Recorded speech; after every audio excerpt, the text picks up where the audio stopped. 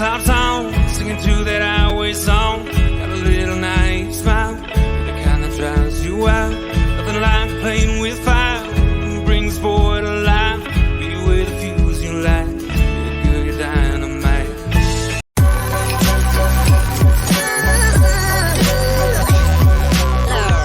The following is a presentation of the Belly Up Sports Media Network.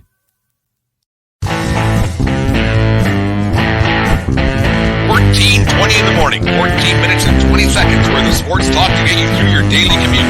Hot takes, recaps, best bets, and a little humor to get your day going in the right direction. Sit back, grab your coffee, and let's get into it. All right, 14:20 in the morning. It's actually 14:20 in the afternoon today. I had a lot going on. Got a late night. We'll get to that in half a second. Remember, our show is brought to you by SeatGeek.com and the SeatGeek app. Use promo code 1420pod at SeatGeek.com today and save yourself $20 on your first purchase over there at SeatGeek. And remember, we are part of the Belly Up Media Network. Go to bellyupsports.com for all their great articles and other great podcasts, such as the Corner Booth podcast, Rise on the Occasion, the Captain Lou Extravaganza, and my favorite, the guys over at Craft Brewed Sports. Check those guys out at bellyupsports.com. And thank you very much for making us a part of your day from all of us here at 1420 World Headquarters.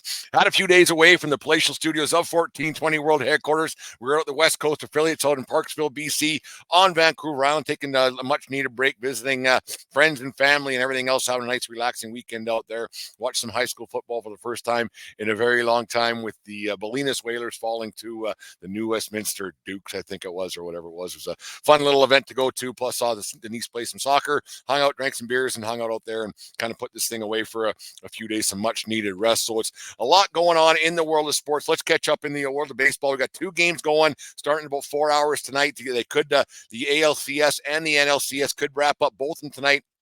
The NLCS is in Game 6 with the Philadelphia Phillies facing off at home with the Arizona Diamondbacks, series that I didn't think was going to go 6 the way the Phillies were rocking and rolling and whatnot in the first two games of that series at home. We'll get to that in half a second. But the intriguing matchup is the one for me in Houston tonight, Game 7. And who doesn't like a Game 7? The best two words in all of sport, professional sport, wherever it might be.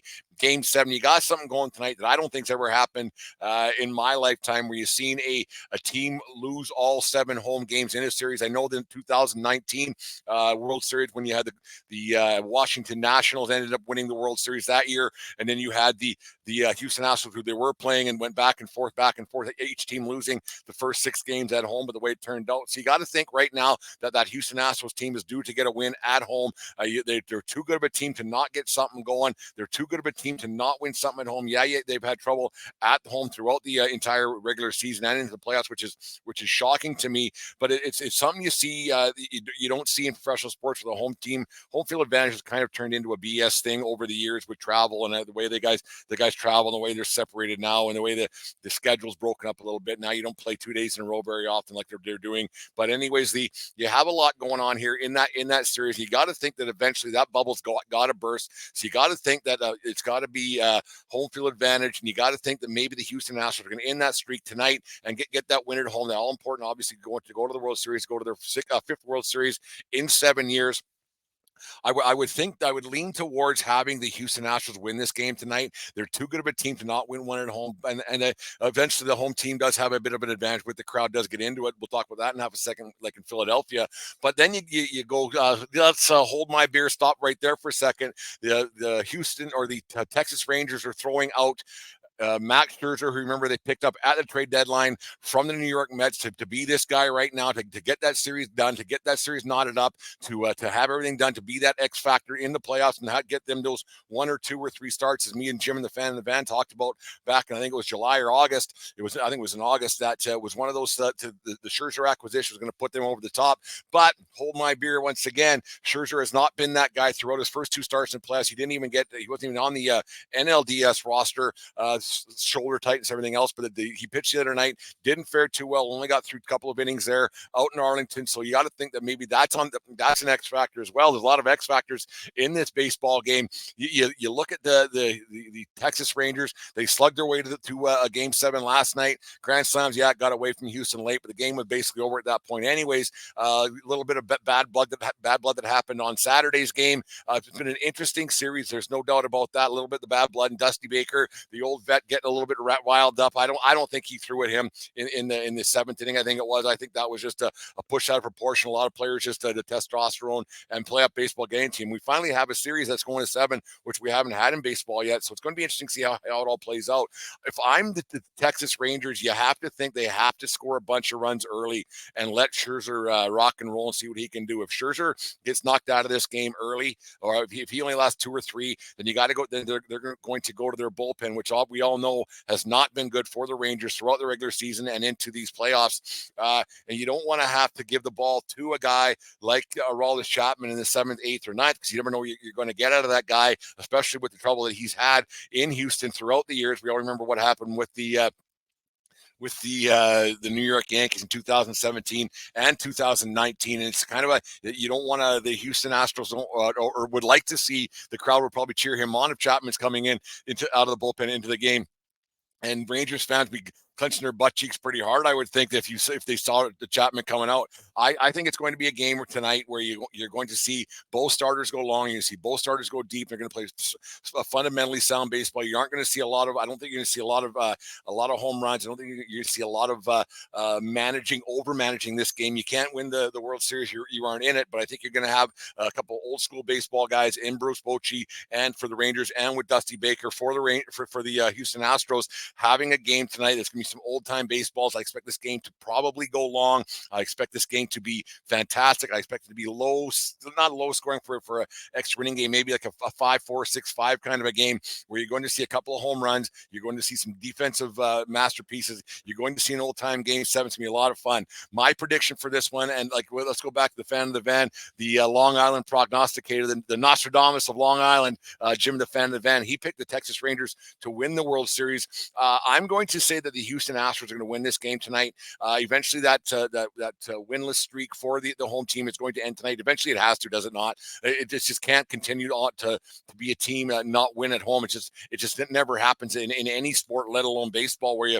play so many home games in a row. I think that the Houston Astros, I think they get it done tonight. I think something's going to happen where Jose Altuve adds to his legacy as one of the all-time greats in baseball.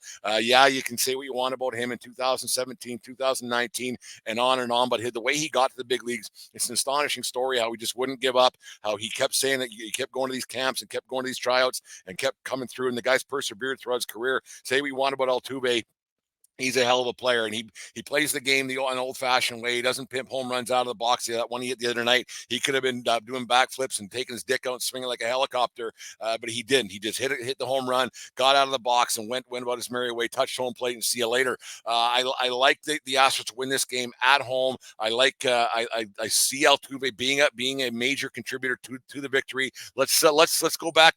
Let's go back a few years. Let's go back to 2019. Let's say Altuve does that again. I got Jose Altuve in the bottom of 9, bottom of 10 kind of deal. Eventually, they're going to have to go to Chapman to get them into the playoffs. You're going to empty the benches. You're going to empty the bullpen.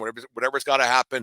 Bochy's eventually going to have to use Chapman, and Aroldis Chapman once again blows it for the visiting team in Houston at Minute Maid Field, and I got Jose Altuve hitting a walk-off home run to send the Houston Astros to their 5th World Championship in 7 years and looking to be back-to-back champions. The first time, I think since the Yankees did it in 99, 2000. I could be wrong on that, but it's been a long time since we've had a World Series back-to-back champion happening there. In the National League Championship Series, you have a hell of a series going there. I thought this one was going to be done in 4 games. I thought there was no way that onslaught that Philadelphia put on and that crowd that they had going there, and that lineup featuring Schwarber, Harper, and Trey Turner at the top. I got the order all wrong, but everybody who listens to this knows exactly what I'm talking about. It's great to see that Phillies team, just the way they slug their way to baseball, playing some just grit and hit and run and grip it and rip it kind of baseball. It's fun to watch, and the Schwarber's on such a hot streak, but they have to go to him because the other guys are hitting the baseball so well as well. But Schwarber's got 5 home runs so far in these playoffs or in this series, so you got to think he's the odds-on favorite to win the National Championship MVP. I think that the Phillies end this one tonight.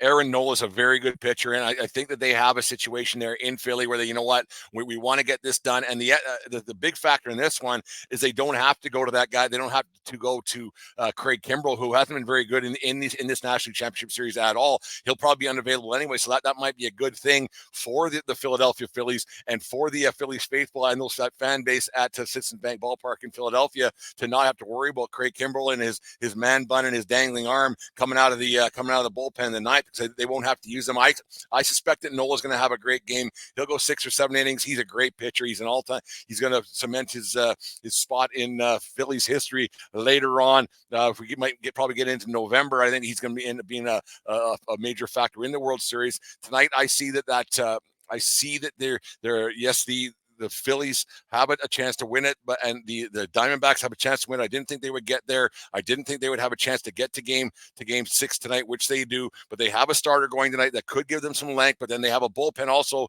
that is very rested and ready to go. Could the Diamondbacks end up being that team who overthinks things and has their lineup ready to go? They have their script already done. We've talked about that a lot here on the 1420 podcast, 1420 in the morning. How they have a group that the nerds might take over. The nerds might have that lineup already ready to go, and they had the script already done. That happened on Saturday. I can't remember the name of the starter for Arizona. He was facing 18 batters no matter what. It didn't come back to bite him, but it could have, right? And they had a situation where he was pitching to 18 batters. He only gave up the 1 hit, and they pulled him anyways in the 6th. So it was crazy to see that still happened. And does Arizona have that happening tonight? Do they have? Because they have a full bullpen going tonight, and you can't win game 7 if you don't win game 6. So they're going to pull out all the stops to see what they can do, and I think that's going to come back to bite the Arizona Diamondbacks tonight. The Diamondbacks going to lose this game tonight because I think that Phillies lineup is way too strong. I think that Phillies lineup from top to bottom. I picked them at the Belly Up show that I did with the guys with Kevin and Lou back when the playoffs first started. The Phillies were going to the World Series. I picked that Trey Turner was going to be the World Series MVP. You remember he had that slow start back at the beginning of the season, and he said his mom thought he was a bad baseball player. So it's going to be interesting to see how it all plays out. But I think that Philly crowd is going to get into it tonight. I think the Phillies are going to score early and often, and I don't think that the Diamondbacks and their youthful exuberance is going to be enough to take down that team. That crowd in Philly is going to be 100% the X factor. I know I said a lot of X factors about the other series, but tonight that X factor tonight is that Phillies crowd. And you got in Schwarber, the way he's been swinging the bat, and they have to pitch to him is the thing. You don't want to put him on and then have Harper beat you 2 batters later. The lineup's been too great. I know everybody's saying, well, why do you pitch this guy? Why do you eventually got to pitch to somebody, or else you're just walking everybody around the bases? This team rips it. This team hits very well at home, obviously. And this Phillies team tonight, I think they wrap it up in 6, and both series end tonight. And you're going to see a rematch of last year's World Series with the Philadelphia Phillies and the Houston Astros facing off. It's going to be fun to watch. It's going to be a lot of fun baseball to watch, and it's going to be one of those nights. Then you got Monday Night Football and everything else. Me and David going on at the show tonight. We'll talk about more football tonight. But no, the World Series is fun, or the playoffs have finally got a little bit of juice. The playoffs have finally got a little bit of enthusiasm. The wild card round, and then the DS round didn't have any juice at all. But now you got a game 6 that no one expected, and you got a game 7 tonight, which is always a fun time. Anything can happen in game 7. You got 2 wily old managers. You got 2 veteran teams. You got 2 teams that want to win this thing and move on. And the Rangers haven't been to a World Series in a long time, and the Astros could cement themselves. It's one of the best teams in baseball history.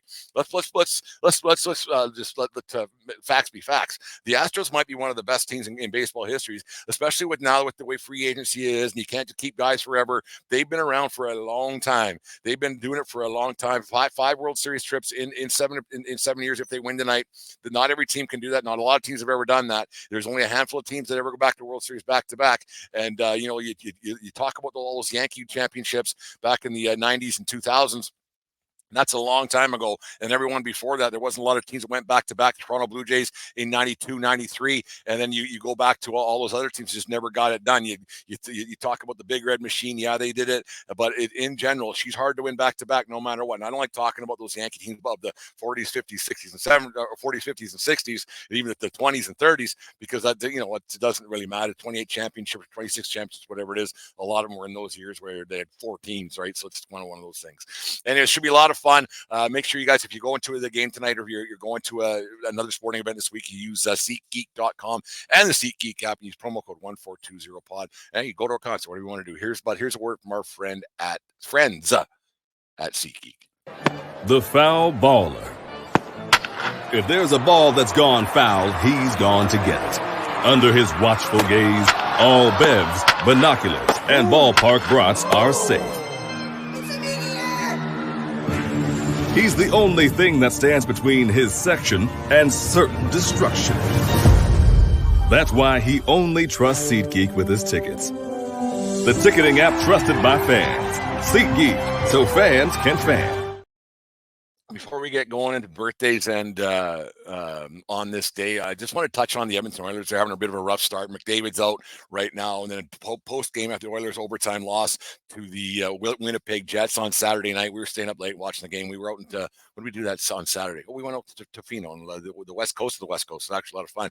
But anyways, we were watching the post-game interviews of Leon Draisaitl being asked about goaltender Stuart Skinner's little debacle he had in handling the puck, which probably shouldn't have went out, ended up scoring on, and a reporter asked Draisaitl about if he said anything to Skinner about his mistake and everything else, and the side-eye glance and the basically "are you stupid" comment that came out of Draisaitl's face was remarkable. It's one of those things we talked about quite some time ago. Is maybe it's time to get rid of the post-game interviews completely in across sports, because usually you just have a reporter there who's asking the same old tire questions, and then when they do ask a question, it's not the same old tire question. It's so ridiculous looking for some kind of clickbait. It's so ridiculous looking for a player to throw a teammate under the bus. Maybe it's just time to get rid of the post-game interviews, especially when things are fresh in guys' minds 5 to 10 minutes after a game. Maybe have a little bit of a break. And if they want to stick, the reporter wants to stick around for whatever clickbait they're looking for. Nobody cares what these guys have to say, but it was refreshing to basically see Draisaitl basically give the reporter kind of the eye screw, like, fuck,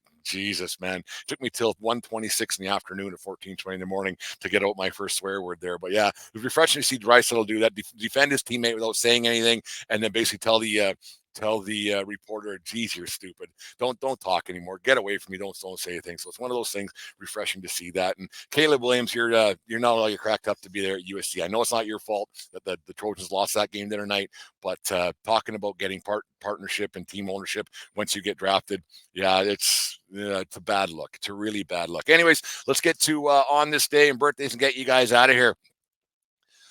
On this day in 1993, the Toronto Blue Jays defeated the Philadelphia Phillies 8-6 in Game 6 of the World Series in front of 52,195 people at the Sky Dome in Toronto, Ontario, Canada.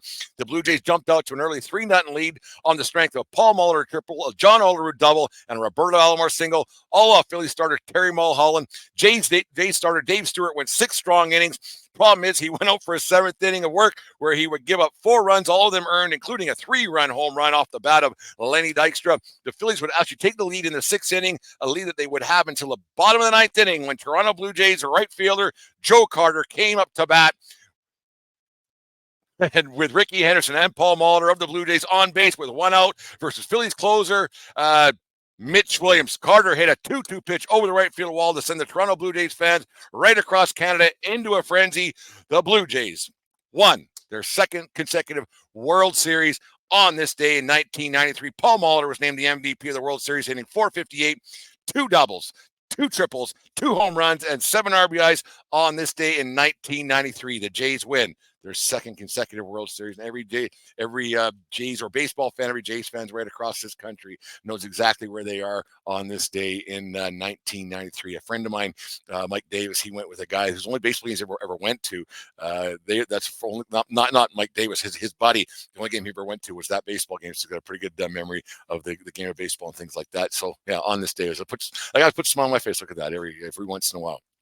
Every once in a while. And happy 61st birthday to American College Football Hall of Famer Doug Flutie. He was born on this day in Manchester, Maryland in 1962.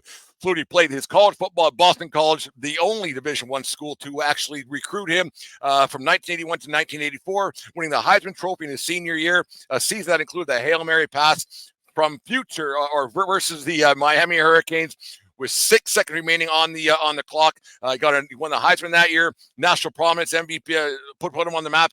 Flutie's route to the NFL took him on a wild ride. After college, he would end up with the USFL, then in the CFL, where he would win 6 MOPs, 3 Grey Cups, 3 MVPs in those Grey Cups, everything else before moving on to the Buffalo Bills for a few years. Flutie Flakes, the legend that was born, who was the coach there, doesn't much matter. He didn't want to play Flutie, elected to go with Rob Johnson in the playoffs during the Flutie-less Buffalo Bills, and losing that Music City miracle to the I just blew that. I can't even remember who it was. The Tennessee Titans. There it is. Anyways, on this day, happy birthday to Doug Flutie on this day in 1962. Man, when he came into Canada, he was so good. Like, he was unbelievable how he just changed the game completely. And no matter what team Flutie played for, won 3 MVPs or 6 MVPs, 3 Grey Cups, and he was the MVP in all 3 of those. But on this day, happy birthday to Doug Flutie. I think his career was over. If it wasn't for the CFL, you never would have heard from him again. He probably wouldn't be on TV right now on ESPN or college, whatever he does. He wouldn't be there without the CFL. It's weird. So some guys, there was a bit of a streak there where Jeff Garcia came up, and who was the other one who came up out of Dave Dickinson. They all came out of Calgary eventually to end up in the NFL for a little cup of coffee. Anyways, there's 14:20 in the morning. Dave and I are back at it tonight. Make sure you guys check out our show from Thursday. We're out in the West Coast with our legal analyst, Craig Schwarn, the 1420 legal team out there on the West Coast. We had a lot of fun talking hockey and everything else that was going on there. It was a lot of fun. We enjoyed being out there, and we'll get things going here, get back in the swing of things here full time here at 1420 World Headquarters. Anyways, yeah, have a great day. Make sure you guys check out all our great shows. Use SeatGeek when you get a chance, and promo code 1420pod at SeatGeek.com today. Go to Belly Up Sports, and more importantly, actually go to the 1420sportsbar.com. Check out some of the articles we've been putting together and some other stuff and all. Everything 1420 is right there at your fingertips, and sign up for the morning buzz as well. There it is. There's 14:20 in the morning. Back at her live from World Headquarters, and then we'll get going again each and every day here from us. Thank you very much for listening, and remember, it doesn't matter where you are, it's who you're with. Have a good day, folks, and we'll talk to you tomorrow. You just listened to the 1420 Sports Bar Podcast. 4 beer with the sports talk and a whole lot more. We are part of the Belly Up Media Network. Let's get